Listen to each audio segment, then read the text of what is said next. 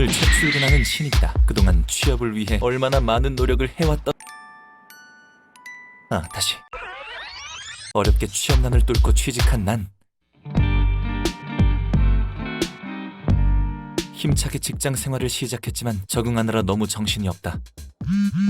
월급은 따박따박 들어온다. 하지만 그 행복은 스쳐 지나갈 뿐이다. 남들은 자산관리, 인터넷은행, P2P 투자, CMA 이런 것들을 말한다. 내가 아는 거라곤 월급 통장, 카드, 적금, 펀드 정도가 전부다. 어떤 사람은 점심시간을 이용해 투자도 하고 자산관리를 한다. 자산관리하는 방법을 검색해봐도 정보가 너무 많아 솔직히 모르겠다. 이럴 때 누가 좀 알려주면 좋겠는데.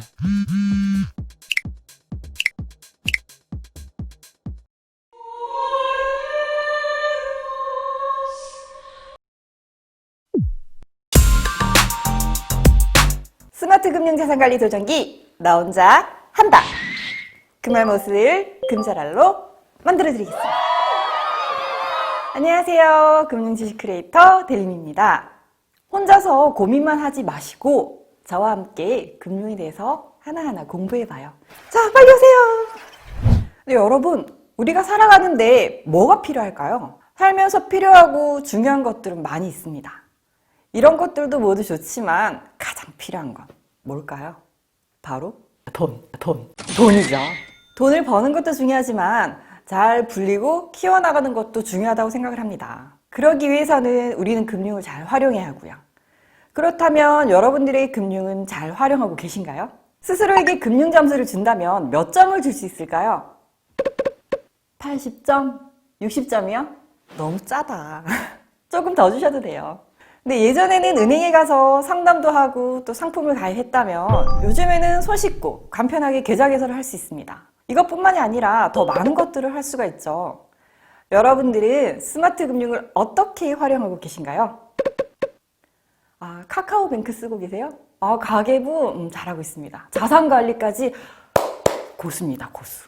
네, 앞서 이야기한 것처럼 스마트폰을 활용해 10분이면 간편하게 계좌를 개설할 수도, 또 수익과 지출을 편리하게 관리해주는 가계부 자산관리도 가능합니다. 특히 언제, 어디서든 시간과 장소의 제약 없이 내가 원하는 시간에 편하게 거래를 할 수 있는 것도 장점입니다. 네, 이 모든 것들을 스마트 금융이라고 부르는데요. 기술이 발전하면서 금융도 우리에게 더욱더 편리한 서비스를 제공하고 있습니다. 그런데 제가 말한 스마트 금융, 뭔지 감이 딱 오시나요? 뭔가 알 것 같기도 하고 또 모를 것 같기도 하고. 그래서 제가 금융 전문가분을 한번 만나봤습니다. 네, 요즘 스마트 금융이라는 단어가 많이 들리는데 구체적으로 스마트 금융이 뭔지, 스마트 금융의 범위는 어디까지인지 궁금해요. 스마트 금융은 말 그대로 스마트한 금융입니다. 그러니까 기존 금융 서비스를 스마트하게 이용한다. 가장 대표적인 스마트함은 아무래도 비대면이고 맞춤화된 서비스다.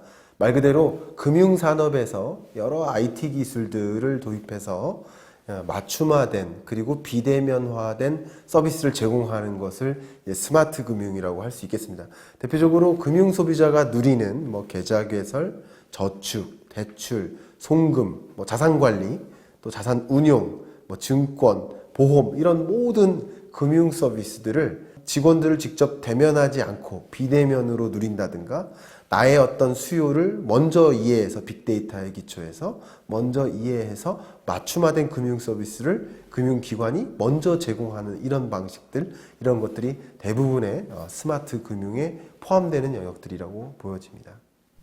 최근에는 금융사가 IT 기술을 도입하는 트렌드를 핀테크, IT 기업이 디지털 플랫폼을 통해 금융 서비스를 제공하는 트렌드를 테크핀이라고 부르기도 하더라고요. 그만큼 편리하게 이용하도록 기술과 금융이 함께 발전을 하는 거겠죠?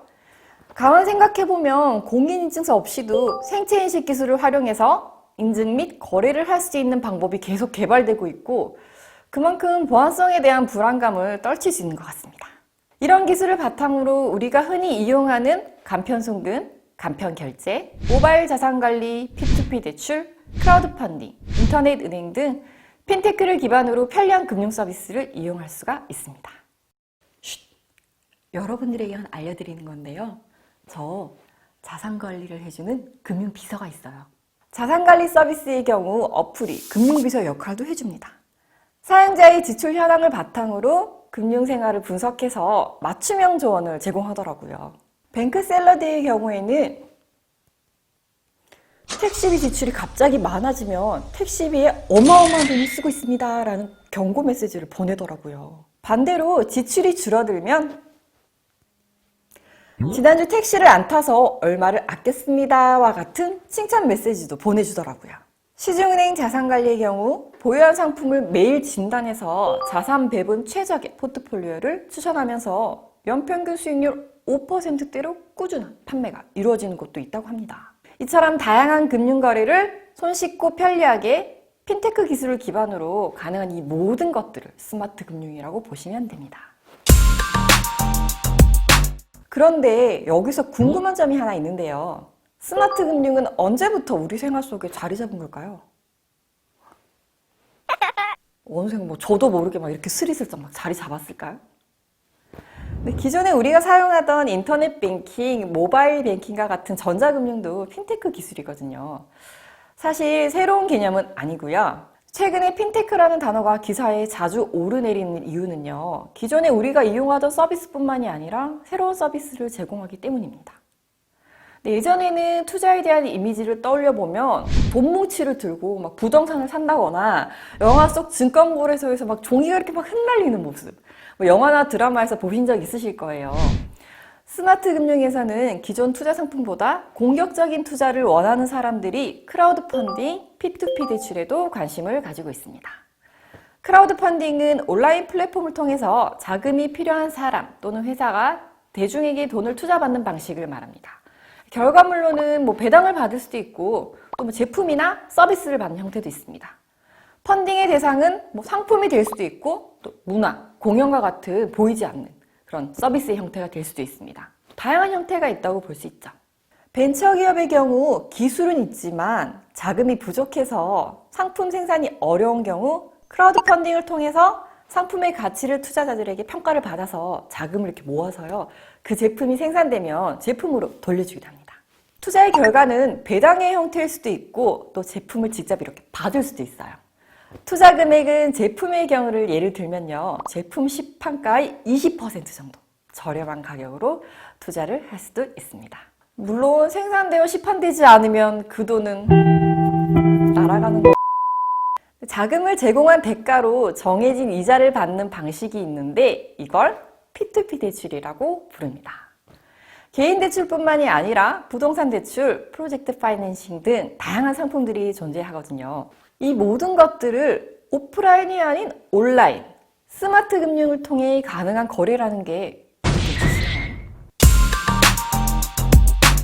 스마트 금융은 엄청난 데이터를 통해서 새로운 금융 상품을 판매할 수 있는 기반이 되기도 합니다. 예를 들어서 홍콩에 본사를 둔 글로벌 핀테크 대출 업체인 랜도는 대안신용평가 제도를 도입해서 고객들이 사용하는 단어의 빈도, 연락하는 사람, 소비 행태 등 모바일 관련 행동을 세분화해서 고객 금융 신용도를 평가한다고 합니다. 이를 기반으로 신용등급 체계가 없는 사람들에게 대출을 이용할 기회를 제공하고 대출 심사에 걸리는 시간을 줄이는 방향으로 나아가고 있습니다. 중국의 대표 기업인 알리바바도 대출 심사를 할 때 빅데이터를 활용한다고 합니다. 카카오뱅크의 경우 모바일 및 온라인 활동 빅데이터를 활용한 카카오 스코어가 있는데 기존 신용평가 데이터에 쇼핑, 카카오 택시 등 온라인 활용 데이터, 카카오톡을 활용한 고객 선호도, SNS 활동 내역 등을 함께 본다고 합니다. 단순히 카드나 금융거래를 통한 신용등급뿐만이 아니라 개인이 이용하는 다양한 온라인 서비스를 통해 정보를 수집하고 이를 기반으로 상품을 만들고 판매도 하고 있다고 합니다. 핸드폰으로 간편하게 다양한 금융상품을 이용할 수 있는 점은 정말 좋은데 갑자기 떠오르는 궁금증이 하나 있습니다.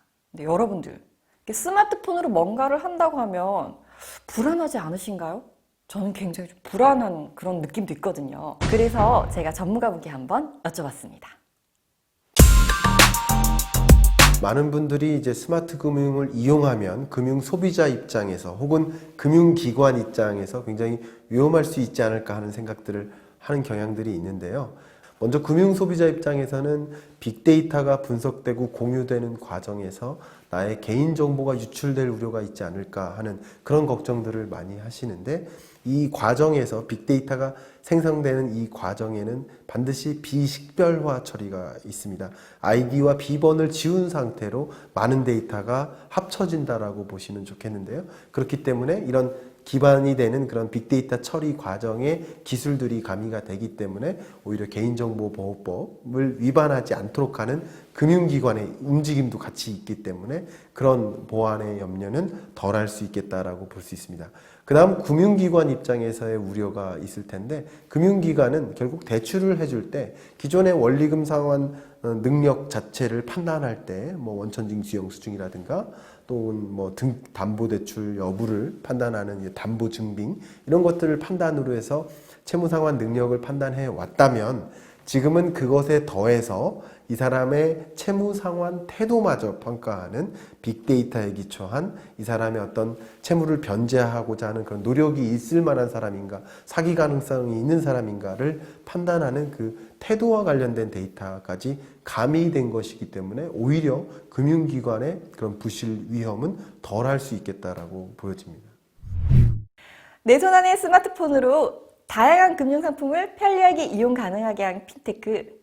이 핀테크를 기반으로 계속해서 진화하고 있는 스마트 금융. 내일은 또 어떤 기술이 나올지 앞으로의 발전이 더욱더 기대가 됩니다. 과거 마이크로소프트사의 빌 게이츠는 이런 말을 했다고 합니다. 은행 지점은 필요하지 않다. 은행 서비스가 필요하다. 핀테크와 관련해서 다시 한번 생각하게 만드는 말인데요. 과거 금융상품을 가입하기 위해 필요한 금융기관을 찾아갔다면, 현재는 필요한 상품을 핸드폰으로 알아보고 또 바로 가입도 할 수 있는 똑똑한 스마트 금융의 시대라고 할 수 있습니다. 앞으로 핀테크를 통한 스마트 금융은 우리 생활에 더욱더 깊숙이 자리하지 않을까라는 생각이 듭니다. 오늘 영상에서 보여드린 다양한 금융 서비스를 활용해 보시면 스마트 금융을 이해하는데 조금 이만큼 더 도움이 되지 않을까라는 생각이 듭니다. 저도 여러분들도 스마트 금융으로 스마트한 지식인이 되어보아요. 안녕!